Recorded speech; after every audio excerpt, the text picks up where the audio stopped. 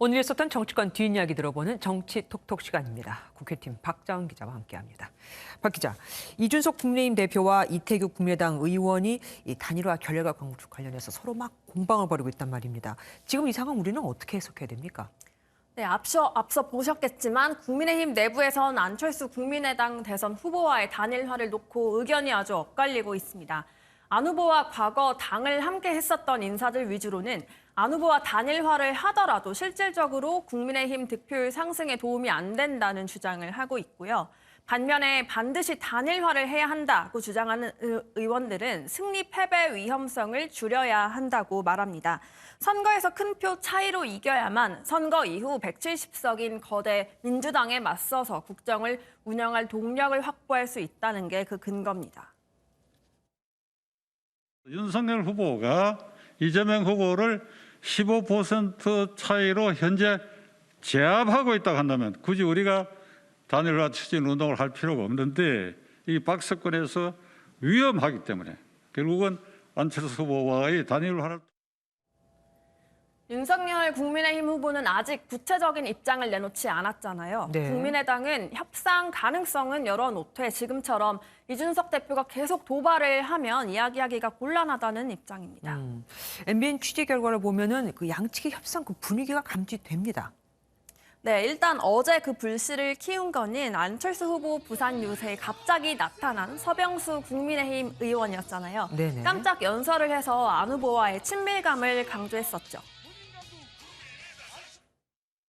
저희들은 아직까지 정권 교체에 대한 그런 열망으로 우리 국민의 힘과 국민의 당이 같이 단일화를 좀 해서 확실한 정권 교체를 이루어보자라고 하는 희망을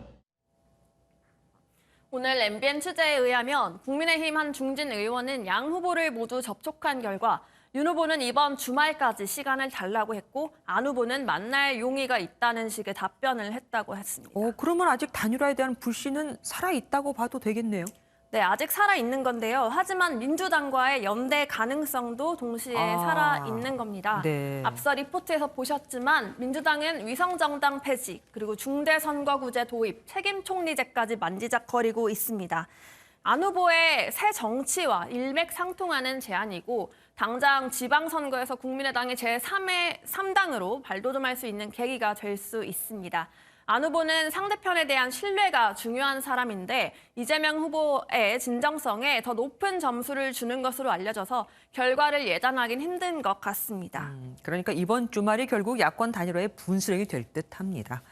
4당 후보를 제외한 다른 대선 후보들의 토론회가 열렸습니다. 여기서 개성 있는 발언들이 꽤 많이 나왔더라고요. 네, 꽤 많이 나왔죠. 일단 이번 대선에는 총 14명의 후보가 출마했습니다. 네. 4명을 제외하고 나머지 10명 후보의 토론회가 열린 건데 김동연, 조원진 후보가 불참해서 8명만 참석했습니다. 단연 돋보인 건 허경영 국가혁명당 대선 후보였는데요. 당선 시 1억 원 지급 발언에 이어 내가 왜 군소 후보에 해당하냐며 토론회 진행 방식에 불만을 터뜨리기도 했습니다. 2달 전에 이미 5.7%, 5.6%에 도달했던 사람으로 여론조사에 넣고 안 넣고 마음대로 하게 해가지고 그걸 기준으로 대통령 군소부 토론회 저를 내보냅니까?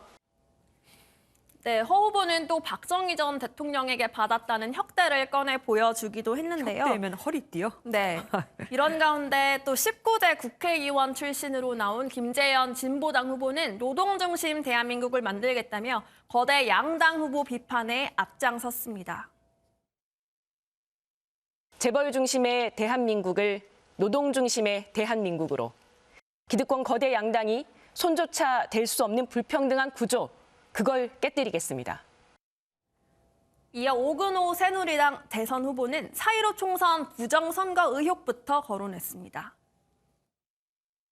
4.15 총선 이후 대한민국 선거가 부정부패 조작으로 국민 주권이 강탈당했다, 도적질 당했다라는 사실을 알게 되었습니다.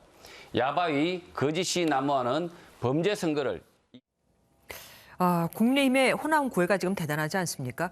그래서 그런지 윤석열 후보가 오늘 김대중 전 대통령의 생가를 방문했는데 혹시 뒷얘기는 없습니까? 네, 일단 김대중 전 대통령 생가는 정말 먼데요. 전남 신안군 하이도인데 목포에서 1시간 20분이나 배를 타고 가야 합니다. 가는 것만으로도 굉장히 의미가 네. 있는 거군요. 이번 윤석열 후보의 방문은 보수정당 대통령 후보 중 처음인데요.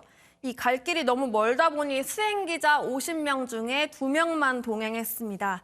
윤 후보는 1933년 김 전 대통령이 9살 때 지어진 집을 직접 둘러봤습니다. 태어난 것은 원래 저쪽인데요. 네, 1933년에 됐습니다. 그 집에서 9살 때 일이 이사 오셨다가 12살 때 목포로 나가셨습니다. 졸업은 목포 북교 초등학교에서. 네. 동교동계 인물 평가는 좀 나뉘었는데요. 비서실장 출신 문희상 전 국회의장은 윤 후보 방문에 하늘에 계신 김 전 대통령이 통탄할 일이라며 불쾌함을 드러냈습니다. 최근 호남 복합 쇼핑몰 유치 발언 등으로 지역 지지율이 오르면서 윤 후보 자신감을 드러낸 행보란 평가도 나오는데요. 네. 또 다른 동교동계 원로는 윤 후보의 진정성이 담겨 있는 것 같아서 긍정적으로 본다고 저희 취재진에게 답하기도 했습니다. 네, 고맙습니다. 정치톡톡 지금까지 박자은 기자와 함께했습니다. 고맙습니다.